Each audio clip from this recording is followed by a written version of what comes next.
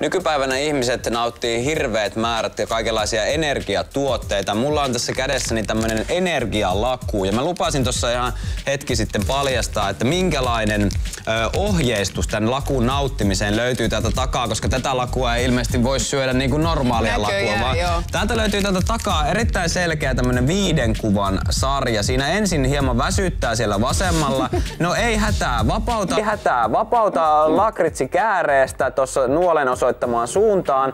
Sen jälkeen nautitaan mustaa voimaa niin kuin tuossa tekstissä. Ja sen jälkeen pim!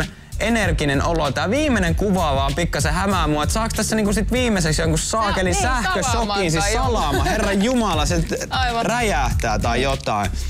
Mutta tää ei todellakaan ole siis ainut energiatuote, mitä siis näitä on ollut nykyään ihan hirveä määrä. Tässä on pöydällä muun muassa muutamia on tehoa.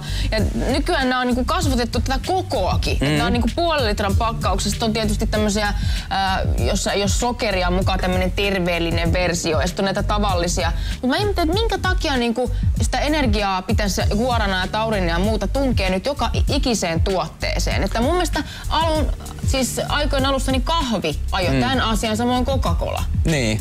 Ehkä siinä on se, että jotenkin koetaan, että nykypäivänä ei ole taas aikaa nauttia sitä normaalia ruokaa ja siitä ei muka saa tarpeeksi energiaa.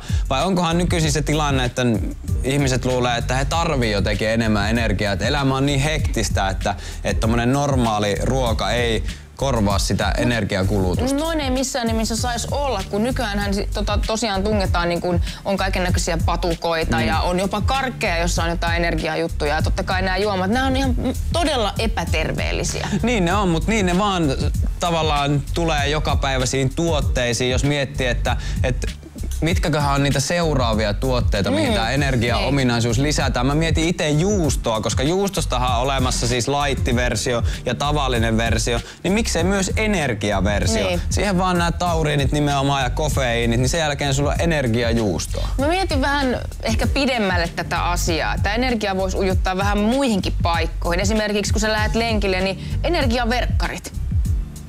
Niin mitä ois? Jos niinku lisää energiaa, kun sä laitat ne housut jalkaan, niin voisit juosta paljon niinku rivakammin. Niitä ei tarvitse syödä siis, että ne vaan vedetään päälle. Ei, mutta se ei ole mitään syötävää. Okay. Sitä energiakerta voi tunkea joka paikkaan. Naisille vaikka luomiväri, energialuomiväri, vähän kasvoihin piristettä. Tai tiedätkö mikä on kaikkein paras? No. Energiakondoomi.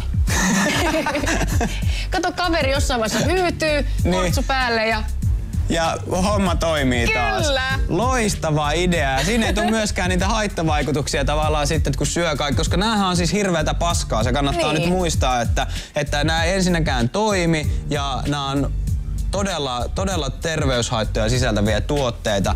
Ja esimerkiksi tämmönen energialaku, niin sanotaan, että niin ainut todellinen vaikutus, niin se on laksatiivinen, mikä tästä tavarasta tulee, eikä todellakaan mitään lisäenergiaa. Jos joku on eri mieltä, niin saa ihan vapaasti olla, hän on väärässä. Syös. No voin mä maistaa. Onkin ollut vähän sen pois.